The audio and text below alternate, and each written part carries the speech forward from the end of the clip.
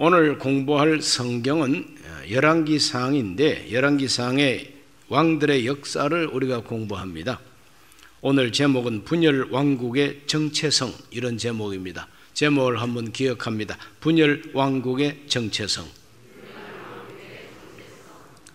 솔로몬은 금수저 중에 금수저, 금수저보다도 더 높은 다이아몬드 수저입니다. 그렇게 행복한 왕으로 출발을 해서 가장 전성시대의 그 부강함과 부요함을 누린 왕입니다만은 너무 부요하고 너무 살기 좋다 보니까 그 마음속에 믿음이 약해지기를 시작하고, 그래서 결국에는 많은 여자들을 아내로 맞이하고, 그 아내들이 너무 이쁘고 귀엽고 그 아내들이 너무 아름답고, 그러다 보니까 그 아리따운 아내들이 자기 남편 솔로몬에게 내가 시집 올 때 내가 가져온 신이 있다, 그러므로 나의 신을 인정해 달라, 내가 나의 신에게 제사 드릴 수 있는 신전을 만들어 달라. 그래서 다들 그 왕비들이 원하는 신전도 만들어주고 데리고 온 제사장들도 다 인정해주고 하다 보니까 종교 다원주의자가 되어버렸습니다.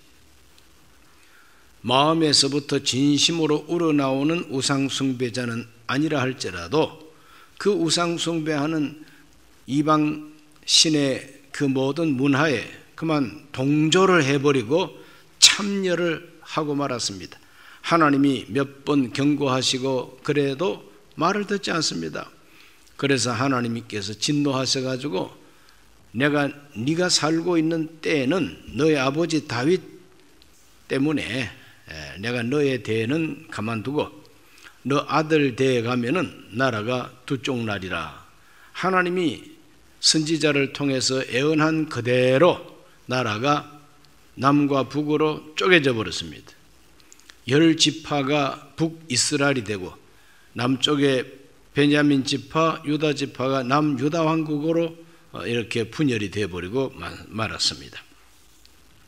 아버지가 되는 솔로몬 때문에 솔로몬의 아들 르호보암, 젊은 이 르호보암 왕이 마음이 교만해지고 마음이 우쭐해져 가지고 아버지를 모시고 섬겼던 아주 경험이 많고 지혜가 많은 늙은 그 노인들의 교훈과 충고를 무시하고 젊은 사람들의 충고를 받아들여서 폭압 정치를 하다가 그만 나라가 쪼개져 버리고 만 겁니다. 그래서 아버지가 아버지 노릇 잘해야 자식들도 다 건강하고 하나님 잘 섬기는 자식이 될 수가 있습니다. 그러므로 그 자녀들이 신앙이 참 좋은 분들 보면 너무 부럽고 복스럽게 보입니다. 그래서 본인은 몰라도 그 후손들이, 그 자식들이 신앙생활을 잘하고 같은 교회를 섬기고 봉사 잘하고 하면은 정말로 복받은 인생이요 성공적인 인생인 것입니다.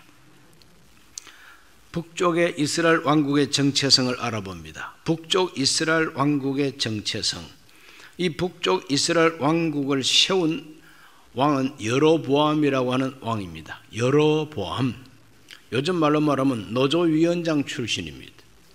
솔로몬이 많은 역군들을 일으켜서 큰 토목공사를 일으키고 일을 시킬 때에 그 많은 노동자들을 거느리고 있던 지도자가 여로보암입니다. 이 여로보암이 솔로몬 눈밖에 나고 결국에는 애굽으로 피신을 했다가 다시 이제 돌아와 가지고 이제 많은 노동자들하고 촛불혁명 일으키듯이 이렇게 해서 솔로몬의 아들 르호보암을 찾아가 가지고 이제 우리 노동을 좀 쉬게 해달라, 세금도 깎아달라 이렇게 부탁하다가 배척을 당하니까 다윗이여 이제는 너의 집이나 지키라, 우리가 당신과 무슨 상관이 있느냐 이러면서 10지파와 함께 뭉쳐서 나라를 세운 왕이 여로보암, 22년 동안 왕 노릇을 했습니다. 왕이 되고 보니까 마음에 걱정이 생겼어요. 그 마음속에 굉장한 염려가 생겼습니다. 그 염려가 무엇인가? 그래서 이 여로보암이 나라를 세우자 말자 마음에 근심하고 염려했던 것 때문에 아주 이상한 짓을 합니다. 그 부분을 한번 읽어봅니다. 열왕기상 12장 26절에서 30절까지 다 같이 읽습니다. 여로보암이 에브라임 산지에 세겜을 건축하고 또 거기서 살며 26절부터구나. 그의 마음에 스스로 이르기를 나라가 이제 다윗의 집으로 돌아가리로다. 만일 이 백성이 예루살렘에 있는 야훼 성전에 제사를 드리고자 하여 올라가면 이 백성의 마음이 유다 왕 된 그들의 주 르호보암에게로 돌아가서 나를 죽이고 유다 왕 르호보암에게로 돌아가리로다 하고 이에 계획하고 두 금송아지를 만들고 무리에게 말하기를 너희가 다시는 예루살렘에 올라갈 것이 없도다. 이스라엘아, 이는 너희를 애굽의 땅에서 인도하여 올린 너희 신들이라 하고 하나는 베델에 두고 하나는 단에 둔지라. 이 일이 죄가 되었으니 이는 백성들이 단까지 가서 그 하나에게 경배함이더라. 이 일이 죄가 되었다고 표현하고 있습니다. 이 일이 죄가 되었다. 누구의 죄? 여로보암의 죄. 그래서 열왕기서를 읽어보면은 북쪽 이스라엘 나라 왕들에 대하여 평가할 때에 늘 따르는 수식어가 있습니다. 그게 뭐냐? 느밧의 아들 여로보암의 길로 갔기 때문에 너는 하나님 앞에 심판받아야 된다. 이러한 논조로 말하고 있습니다. 느밧의 아들 여로보암의 길이 무엇이냐? 이게 바로 북쪽 이스라엘 왕국의 정체성인 것입니다. 나라를 세우자 말자 금송아지부터 세웠습니다. 금송아지 우상을 세워놓고 경배하라 그럽니다. 이 금송아지가 바로 애굽에서 너희들을 이끌어낸 여호와 하나님이다. 그러니까 야훼 하나님의 형상을 금송아지 모양으로 만들어 버립니다.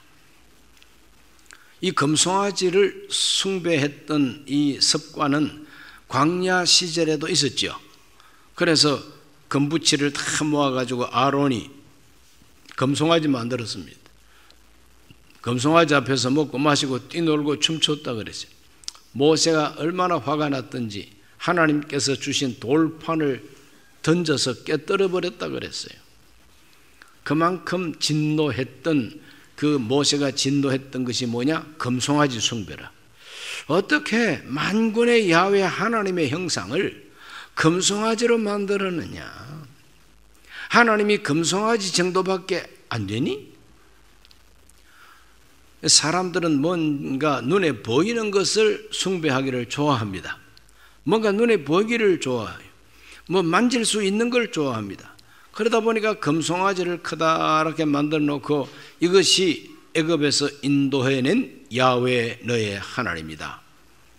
다한이라고 하는 저 북쪽 끝에 제일 북쪽에 하나 세우고 우리 한반도로 말하면 저 백두산에 하나 세우고 또 하나는 이제 판문점에다 하나 세우라 이 말이죠. 왜? 남쪽 북쪽이 쪼개졌으니까 그렇죠. 이 판문점 저 개성 쪽에다가 하나 세우고 하나는 저 백두산 쪽에다 세워놓고 너희들을 애굽에서 인도해낸 야훼 하나님이 바로 이 금송아지다. 숭배하라. 이것이 바로 느밧의 아들 여로보암의 길이요. 그것이 바로 북쪽 이스라엘의 정체성이 되어버리고 말았다는 거죠. 그 다음 두 번째로는 무자격 제사장들을 세웠어요. 자격도 없는 사람들을 제사장으로 세웁니다. 열왕기상 12장 31절을 다 같이 읽어봅니다. 그가 또 산당들을 짓고 레위 자손이 아닌 보통 백성으로 제사장을 삼고, 제사장 직분은 반드시 레위 지파 아론의 후손들만 할 수 있는 직분이 제사장 직분입니다. 그런데 레위 지파도 물리쳐버리고 아론의 후손도 물리쳐버리고 뭐 어느 지파 출신이든지 간에 자기가 제사장 하고 싶다고 자원을 하고 또 커미션 갖고 오면 세워주는 겁니다. 자격도 없는 사람들을 제사장으로 세웁니다. 이거 하나님의 명령과 율법을 정면에 뒤집고 있는 악행이죠. 세 번째, 하나님의 절기를 바꿔버립니다. 하나님의 절기를 바꿉니다.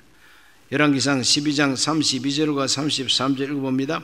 8째 달 곧 그 달 15째 날로 절기를 정하여 유다의 절기와 비슷하게 하고 제단에 올라가되 베델에서 그와 같이 행하여 그가 만든 송아지에게 제사를 드렸으니 그가 지은 산당의 제사장을 베델에서 세웠더라. 그가 자기 마음대로 정한 달 곧 8째 달 15째 날로 이스라엘 자손을 위하여 절기로 정하고 베델에 쌓은 제단에 올라가서 분향하였더라. 자기 마음대로 정하는 거예요. 왜 하필이면은 8째 달 15일입니까? 그거는 7월 15일부터 한 주간이 초막절입니다. 장막절. 하나님이 명령하신 3대 절기 중에 하나가 초막절이죠. 7월 15일부터입니다. 유대 나라 원력으로. 그런데 이 여로보암은 8월 15일 그날을 절기로 정해가지고 금송아지 옆에 다 모여가지고 제사 드리라고 이렇게 자기 마음대로 절기를 바꿔버리는 겁니다. 그러니 제사장들도 아론의 후손을 내쫓고 아무나 세웠죠. 절기도 하나님이 명령하신 절기가 아니라 자기 마음대로 절기를 바꿔가지고 지키는 거죠. 그러므로 이스라엘과 유다 사람들의 이 종교적인 원칙을 깨뜨려 버린 겁니다. 깨뜨려 버린 거죠. 그냥 하나님 보시기에 악행이죠.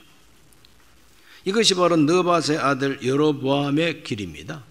금송아지 숭배하고 주의 종들을 다 쫓아내버리고 자기 마음대로 절기 정해가지고 백성들을 지키게 하고 그러다 보니까 요즘처럼 이렇게 SNS도 없는 그 옛날 시대에 왕이 선포를 하고 대신들이 그걸 복창을 하고 또 그렇게 하라고 막 강제하면은 그렇게 될 수밖에 없는 거죠.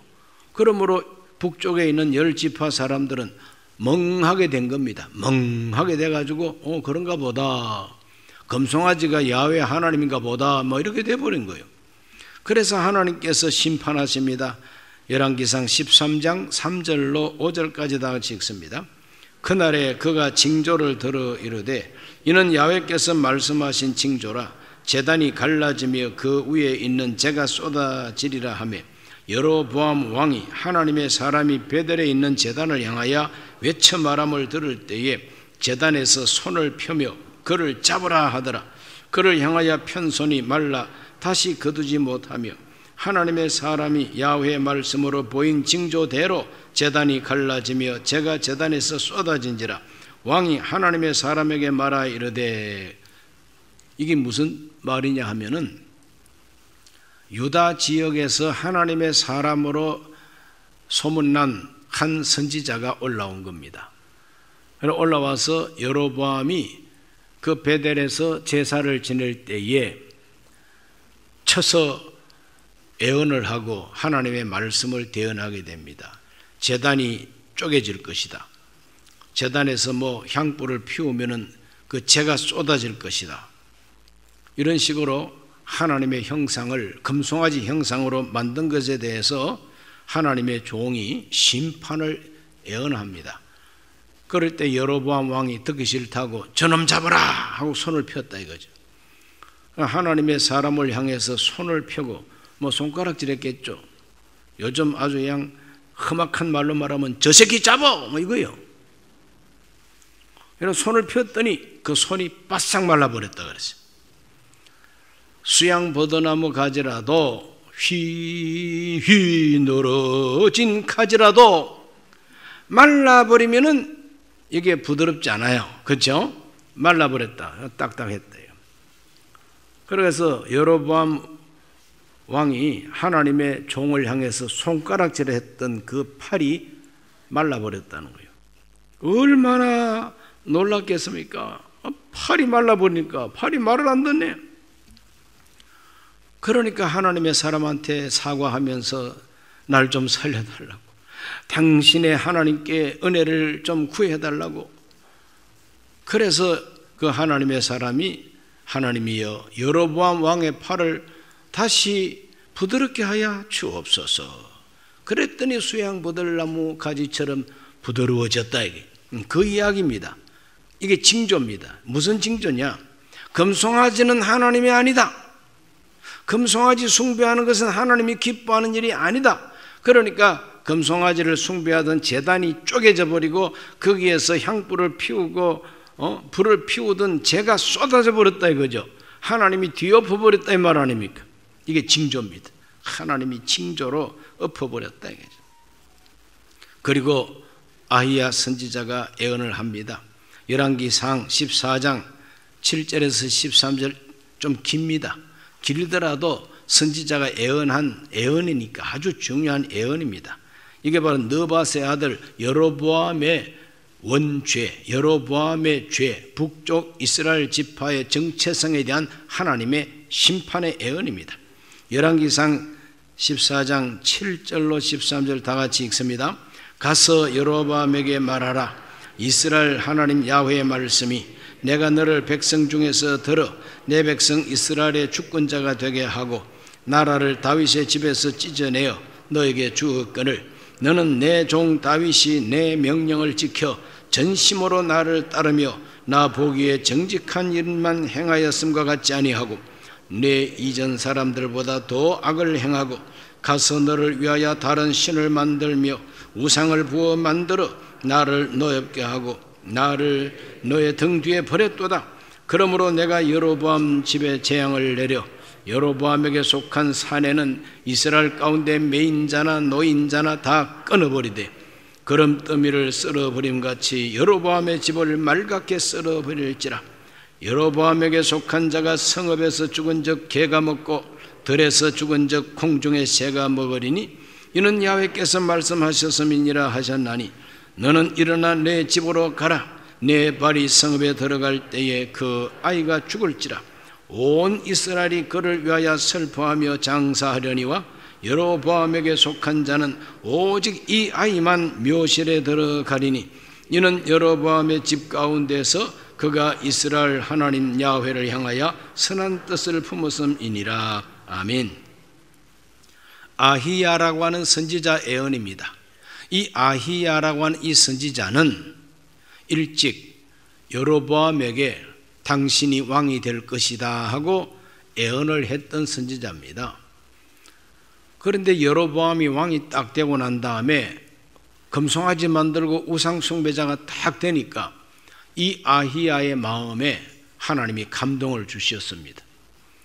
마침 그 여로보암의 아들들 중에서 가장 현명하고 똑똑하고 왕권을 이어주고 싶은 태자마마와 같은 그 아들이 있었는데 그 아들이 병이 들은 거예요. 병 들었다는 걸 알고 여로보암 왕이 자기 부인 왕비를 불러가지고 왕비 아닌 것처럼 변장을 하고 아히야 선지자를 찾아가가지고 내 아들이 죽게 생겼는데 어떻게 되겠습니까 하고 기도를 좀 받고 병고침을 받도록 해보라고 자기 아내를 보냈어요. 아히야 선지자가 기도하고 있는데 하나님 다 가르쳐 주셨어요. 왕비가 아닌 것처럼 하고 눈을 깜빡깜빡하고 돌아오는데 아히야가 딱 그냥 만나기도 전에 여로보암의 아내여 아이가 병들어서 왔지? 그러면서 예언한 게 이겁니다. 내가 다윗의 집에서 나라를 찢어서 여로보암 너한테 맡겼는데 너는 내 종 다윗처럼 행하지 아니하고 어찌하여 우상을 만들고 이전에 있던 사람들보다 더 악한 놈이 돼가지고 하나님 말씀을 등 뒤에 던져버렸느냐. 이제 너에게 속한 사람은 다 죽인다는 거죠. 곱게 죽는 것도 아닙니다. 성읍에서 죽은 자는 개가 먹고 들에서 죽은 자는 공중의 새가 먹을 것이다 그랬어요. 그러니까 땅에 묻힐 틈도 없다는 거예요. 묘실에 들어갈 수도 없고 뭐 화장해가지고 유골함을 가지고 납골당에 들어갈 짬도 없는 거예요. 그냥 죽은 즉시 개가 뜯어먹고 공중에 새가 와서 뜯어먹을 것이라고 예언을 하고 있는 거죠. 이 병든 아이, 이 병든 너의 아들은 죽는다고 예언을 합니다. 네가 지금 나한테 와가지고 내 말을 듣고 집에 도착하는 즉시로 죽을 거라 그랬어요. 진짜 죽었어요. 그러면서 하나님이 남긴 말씀이 뭐냐? 여로보암 집 가운데서 이스라엘 하나님 앞에서 묘실에 들어갈 사람은 이 아이 하나밖에 없다는 거죠. 병들어 죽긴 하더라도, 일찍이 병들어서 죽을지라도 그래도 행복하게 죽는다고 하나님이 말씀하고 있는 거예요. 왜? 죽어서 그래도 곡해주는 사람이 있고, 죽어서 슬퍼해주는 사람도 있고, 그 죽은 시신을 묘실에다가 잘 이렇게 묻어줄 사람도 있으니까 오히려 죽은 아들이 행복한 죽음이라는 것입니다. 때로는 행복한 죽음일 수가 있어요. 죽는 것이 은혜일 수가 있습니다. 왜 그러냐? 이제 먹장구름이 몰려와서 막 비가 쏟아지고 우박이 쏟아지는 것처럼 여로보암 집에 하나님의 저주가 지금 닥쳐오고 있는데, 그 저주 때문에 죽으면은 개가 뜯어먹든지 공중의 새가 뜯어먹을 거라. 그러면 개가 먹기 전에, 새가 먹기 전에 무덤에 잘 안치가 되니 조상의 묘실에 묻힐 사람은 이 아들 하나밖에 없다는 거예요. 왜? 그래도 그 아들은 하나님을 향하여 선한 뜻을 품었음이니라 그랬어요. 하나님을 향해서 선한 뜻을 품고 있으니까 그렇게라도 일찍이 하나님이 데려간다 이 말 아닙니까? 때로는 험악한 꼴 보기 전에 일찍이 죽는 것이 은혜일 수가 있다고 하는 것을 오늘 알아야 됩니다. 신앙 세계 안에서는 일찍이 죽는 것이 축복일 수도 있다. 이걸 잊지 말게 되시기를 바랍니다. 그래서 여로보암 집은 아히야의 예언대로 멸망하고 말았습니다. 열왕기상 15장 28절로 30절입니다. 유다의 아사왕 셋째 해에 바사가 나답을 죽이고 대신하여 왕이 되고, 왕이 될 때에 여로보암의 온 집을 쳐서 생명 있는 자를 한 사람도 남기지 아니하고 다 멸하였는데, 야훼께서 그의 종 실로 사람 아히야를 통하여 하신 말씀과 같이 되었으니, 이는 여로보암이 범죄하고 또 이스라엘에게 범하게 한 죄로 말미암음이며 또 그가 이스라엘 하나님 야훼를 노엽게 한 일 때문이었더라. 아히야가 예언한 대로 구테타가 일어나가지고, 바사라고 하는 구테타가 일어나가지고 여로보암 아들 나답이라고 하는 여로보암의 아들이 왕이 되었을 때에 2년 만에 구테타가 일어나가지고 여로보암 집에 속한 사람 다 죽였다고 성경이 말하고 있죠. 이것이 바로 북이스라엘 왕국의 잘못된 정체성에 대한 하나님의 심판이었다. 그래서 역사서를 읽어보면은 항상 느밧의 아들 여로보암의 길로 행하면 그 왕은 저주받는 왕입니다. 느밧의 아들 여로보암의 길, 이것이 북이스라엘 왕국의 정체성이 되어버리고 만 거예요. 남쪽 유다 왕국의 정체성은 뭐냐? 남쪽 유다 왕국의 정체성은 다윗의 길로 행하는, 바로 그것이 유다 왕국의 정체성이었어요. 다윗의 길입니다. 열왕기상 15장 3절로 5절 다 같이 봅니다.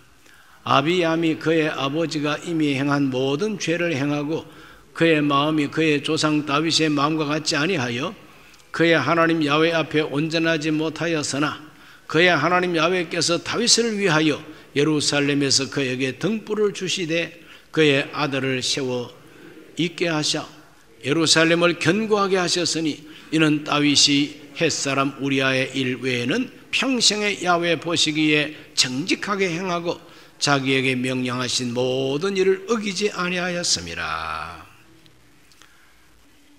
자, 여기 나오는 이 아비암이 누구냐? 이 아비암이 유다왕이 됐다 할 때 이 아비암은 르호보암의 아들입니다. 아비암이 바로 르호보암의 아들이에요. 남쪽의 왕이다 이 말이죠. 이 사람이 왕이 되었습니다. 예루살렘에서 3년 동안 다스렸다 그랬어요. 3년 동안 다스리는데 어떤 일이 일어났느냐? 3년 동안 다스릴 때에 그 역시 하나님 보시기에 하나님 마음에 들질 않았어요. 다윗처럼 온전한 사람이 아니다 이 말이죠. 다윗처럼 온전하지는 못해도 하나님께서 남쪽 유다 왕국에 긍휼을 베풀어 주신 것은 하나님께서 다윗을 위하여 그러므로 남쪽 유다 왕국의 정체성은 바로 다윗의 법도인 것입니다. 다윗의 길입니다. 하나님이 그걸 주장해 주시는 겁니다. 내 종 다윗을 위하여. 우리아의 일 하나 외에는 평생에 하나님 보시기에 정직하고 하나님 명령을 순종한 왕이 다윗 왕이라 이거죠. 옥에 티가 있는 것처럼 다윗도 100%는 아닙니다. 그래서 남의 아내를 빼앗아서 자기 아내로 만들고 그 남편은 비겁하게 전쟁터에 보내가지고 죽게 만들었던 살인교사죄, 이것이 바로 다윗의 죄입니다. 벼락 맞을 죄예요. 그런데 그가 철저하게 회개하니까 하나님이 봐주신 것이죠. 하나님이 용서해 주시고 왕권을 빼앗지는 않았지만 개인적으로 그 일생에 지은 죄 때문에 눈물을 흘려야 되었고 가정 풍파를 겪어야만 했던 왕이 다윗 왕입니다. 그러나 그렇다 할지라도 커다랗게 공적으로 볼 때 다윗은 하나님 마음에 합한 사람이요.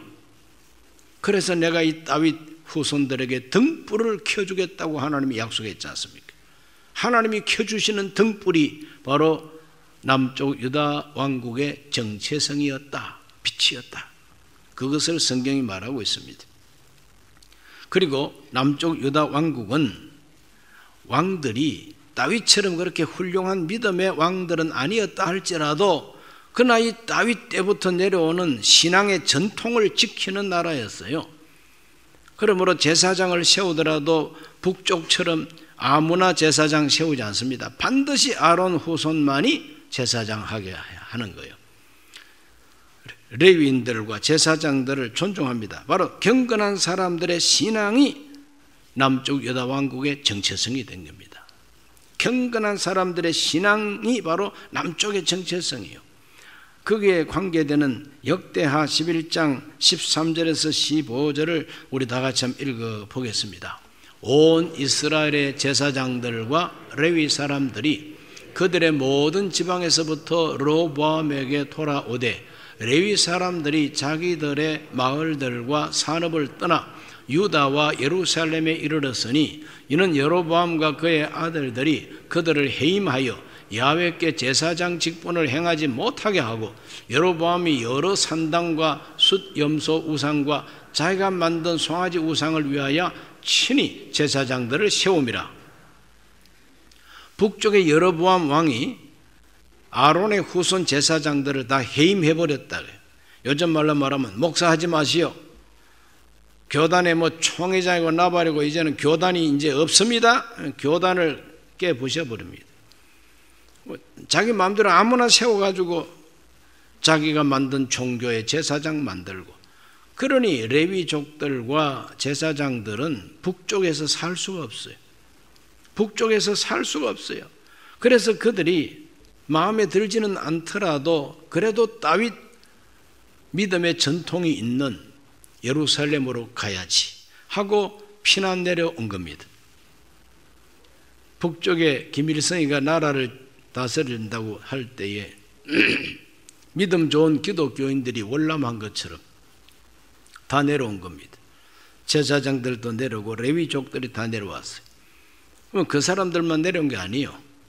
역대하 11장 16절을 읽어봅니다.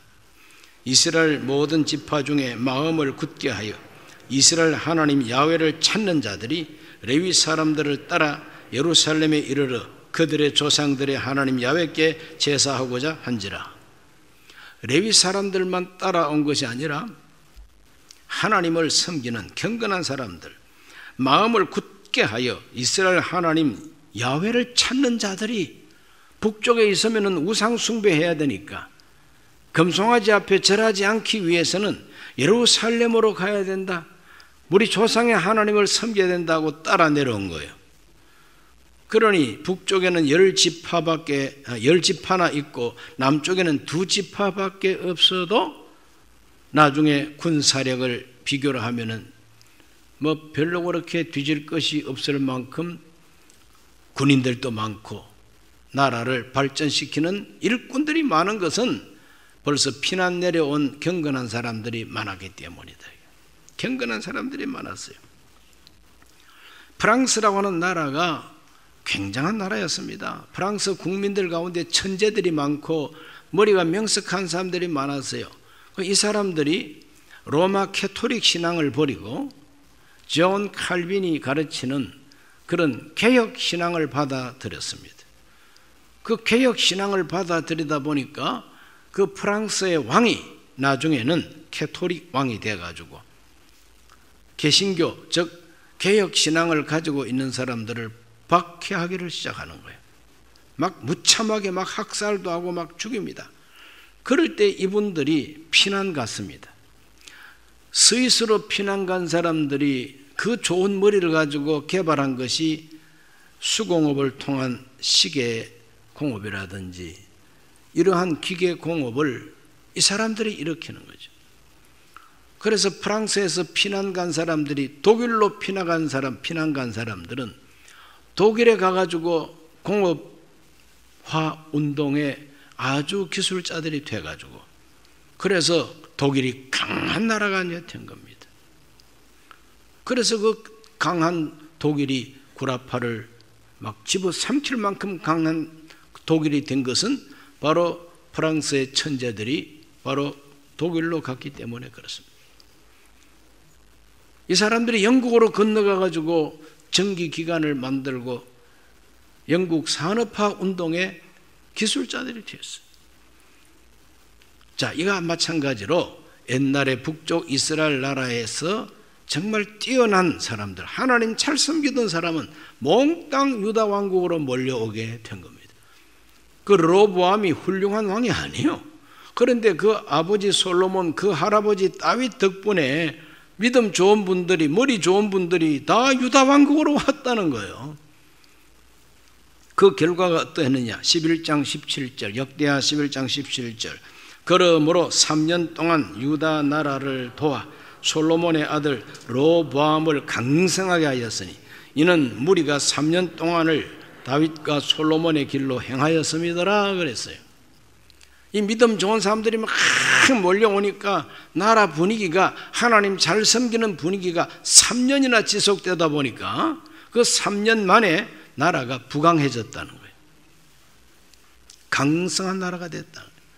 오늘 저와 여러분도 하나님 잘 섬기는 사람 되어서 우리가 살고 있는 이 나라를 강성한 나라로 만드는 일꾼이 되기를 주의 이름으로 축원합니다. 놀라운 그 발전과 변화를 이제 가져오게 되는 것이죠. 세 번째로 하나님과 그의 제사장들과 함께 하는 것이 바로 남쪽 유다 왕국의 정체성입니다. 남쪽 유다 왕국의 정체성, 왕국이 강성하게 되고 제사장들과 함께 합니다. 역대하 13장 9절에서 11절을 다 같이 봅니다. 너희가 아론 자손인 야훼 제사장들과 레위 사람들을 쫓아내고 이방 백성의 풍속을 따라 제사장을 삼지 아니하였느냐? 누구를 막론하고 어린 송아지 한 마리와 수양 7마리를 끌고 와서 장립을 받고자 하는 자마다 허무한 신들의 제사장이 될 수 있도다. 우리에게는 야훼께서 우리 하나님이 되시니 우리가 그를 배반하지 아니하였고 야훼를 섬기는 제사장들이 있으니 아론의 자손이요 또 레위 사람들이 수종도로 매일 아침 저녁으로 야훼 앞에 번제를 드리며 분향하며 또 깨끗한 상에 진설병을 넣고 또 금 등잔대가 있어 그 등에 저녁마다 불을 켜나니 우리는 우리 하나님 야훼의 계명을 지키나 너희는 그를 배반하였느니라 그랬어요. 이 역대하 13장에 나오는 이 말씀 참 중요한 말씀입니다. 이건 뭐냐 하면은 북쪽 이스라엘 나라를 바라보고 책망하고 꾸짖는 소리입니다. 너희들은 어떻게 양 몇 마리하고 뭐 끌고 오면은 아무나 제사장 만들어 주지? 우리는 아론의 제사장들만 제사장이고 우리는 하나님의 성전에서 그냥 아침 저녁으로 번제를 드리고 등불에 불을 켜고 하나님을 섬기고 말씀 지킨다. 너희들은 하나님 배반했지 않느냐 이 말이죠.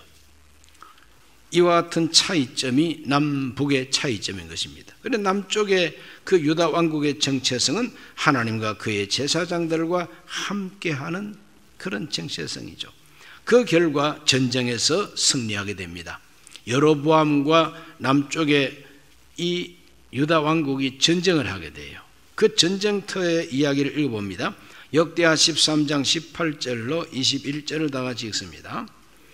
그때 이스라엘 자손이 항복하고 유다 자손이 이겼으니 이는 그들이 그들의 조상들의 하나님 야훼를 의지하였음이라. 아비야가 여로보암을 쫓아가서 그의 성읍들을 빼앗았으니 곧 베델과 그 동네들과 여시나와 그 동네들과 에브론과 그 동네들이라.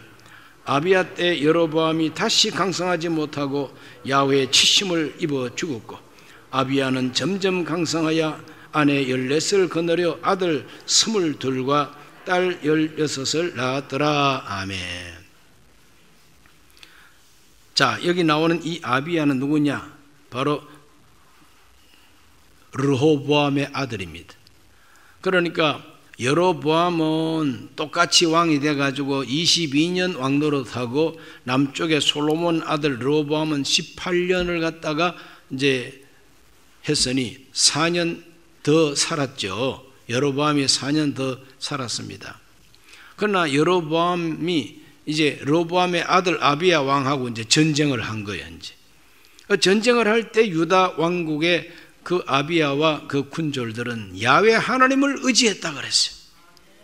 야훼 하나님께 부르짖었다 그랬어요. 성경을 다 읽어보면 이렇게 하나님께 막 부르짖고 나가서 전쟁을 하니까 여로보암 군사를 격파하고 그 전쟁에서 이기고 여로보암의 목을 치게 되는 겁니다. 다시는 강성하지 못했다고 성경이 말합니다. 다시는 강성하지를 못합니다. 이렇게 하나님은 철저하게 남쪽 유다 왕국에 손을 들어 주게 됩니다. 정체성을 어디에 두었느냐? 참 중요하죠. 그때 전쟁할 때 북쪽 여로보암은 80만 군대를 모았어요. 80만. 남쪽은 40만. 갑절입니다. 갑절. 그럴 때 하나님께 기도하니까 아무리 군사 숫자가 많아도 못 당합니다. 하나님이 남쪽 유다 왕국을 이기게 하여 주신 것이죠. 오늘 저와 여러분들도 마찬가지입니다. 우리의 정체성을 얻다가 두고 우리가 하나님을 의지하고 부르짖으면 뭐 북쪽에서 뭐 핵이 아니라 뭐 핵 할배라도 소용없어요. 하나님이 우리에게 승리를 허락해 주시면은 이깁니다. 믿어지십니까? 이 성경 읽어보면은 오늘의 이 역사를 설명해 주고 있는 것입니다. 우리나라 현대 역사 속에 두 가지 정체성이 있지요.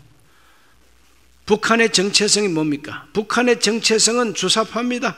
김일성의 주체 사상이 바로 북한의 정체성입니다. 그건 바로 국제공산주의 운동이었습니다. 그래서 국제적으로 연대하고 있는 코민테른이라고 하는 국제공산당 협약, 거기에 가입을 하고 그래서 소련을 자기들의 조국으로 생각했습니다. 소련을 자기들의 조국으로 생각했어요. 그래서 해방된 바로 그 즉시 북쪽에 소련의 영향을 입고 들어온 김일성이가 조선 공산당을 조직하고 나라를 접수하기를 시작했습니다. 토지 개혁을 일으킵니다. 그래서 무상몰수, 무상분배, 나중에 알고 봤더니 무상분배해 준다고 해줘놓고는 나중에 나라가 다 거두어가 버렸어요. 모든 농부들은 나라의 종이 되어버리고 말았습니다. 그리고 재산을 갖고 있던 기독교인들은 다 뺏겼습니다. 학살을 당합니다. 그러니 북쪽에서는 희망이 없다 하고 남쪽으로 피난 내려왔습니다. 그때 남쪽으로 피난 오신 분들 가운데 유명한 분들이 많아요. 한경직 목사님, 김창인 목사님, 또 기업을 일으킨 수많은 이 나라의 그 기업인들이 북쪽에서 내려온 분들이 많아. 왜? 남쪽에 있는 사람들보다 그때는 북쪽에 있는 사람들이 더 똑똑했어요. 이렇게 내려와가지고 남쪽의 산업을 일으키고 남쪽을 발전시키고 이 남쪽에서 교회를 많이 개척해가지고 하나님을 찾는 운동이 일어나게 된 것이 북쪽에서 피난 내려온 분들 덕분입니다. 그러한 역사가 있죠. 그러므로 북한의 이 정체성은 국제공산당주의입니다. 그 줄기에서 김일성 주체사상이 생겨나게 되고 철저하게 기독교를 박멸하고 목사들을 죽이고 추방하고 이와 같은 북한의 정체성을 추종하는 세력이 지금 현재 남한에 있는데 그 사람들을 가리켜서 흔히 주사파, 종북 좌파 이런 식으로 말하고 있습니다. 그래서 김일성 아들, 손자 그 사람들을 백두혈통이라고 하면서 높입니다. 아무리 욕을 해도 불평, 원망 한마디 안 합니다. 남한의 정체성은 뭡니까? 우리 남한의 정체성은 자유민주 국제 세계, 이거 바로 유엔을 중심으로 해서 자유주의, 자유민주주의를 주장하는 이 세력들이 형성되어 있습니다. 이 세력의 지도력을 가지고 있는 나라는 미국이죠. 그럼 미국 중심의 자유민주주의 국가를 이 남한에다가 세웠고 자유민주주의와 법치 국가와 인권을 존중하는 자유시장 경제를 중심으로 하는 이 체제가 우리 남한의 대한민국의 정체성입니다. 이 대한민국의 이 정체성이 하나님의 성경책을 놓고 읽어볼 때에 김일성 주체사상이 성경에 맞는지 아니면 자유민주주의 시장경제체제 인권과 법치를 중요시하는 이 정체성이 성경에 맞는지 생각해 보면 틀림없이 성경에 맞는 정체성은 남한, 즉 대한민국의 정체성이에요. 확신해야 됩니다. 그러므로 여기에서 절대로 타협도 할 수 없고 물러설 수가 없어요. 물과 기름이 섞일 수가 없고 사탄과 하나님의 사람 천사가 섞일 수가 없는 것처럼 우리는 섞여서는 안 되는 것이죠. 하나님 앞에 어떠한 정체성을 가지고 나라를 세우고 나라를 운영해 가야 되느냐, 그걸 가르쳐 주는 것이 오늘 공부한 분열왕국의 정체성입니다. 하나님을 배반하고 저그들 마음대로 절기를 정하고 주의 종들을 다 쫓아냈던 그 북쪽 이스라엘의 정체성이 아니라 주의 종들이 모여서 마음껏 나라를 발전시킬 수 있었던 바로 유다 왕국의 정체성과 같이 오늘 우리들은 자유민주주의, 자유시장경제, 법치주의, 인권 존중, 이와 같은 대한민국의 헌법을 우리의 정체성으로 생각하고 나라를 강성하게 만드는 일꾼들이 다 되시기를 예수님 이름으로 축원합니다. 기도합니다. 살아계신 아버지, 오늘 하나님 앞에 나와 기도하면서 남북 그 이스라엘과 유다 왕국의 정체성을 공부했습니다. 이 두 가지 정체성이 나라의 운명을 결정했습니다. 오늘 우리 대한민국의 정체성이 무엇인가를 알게 하여 주옵시고 내 개인 인생의 정체성이 무엇인가를 또한 바로 알게 하여 주셔서 하나님 앞에 인정받고 하나님의 축복받는 그러한 인생, 그러한 나라가 되게 해 주옵소서. 예수님 이름으로 기도하옵나이다. 아멘.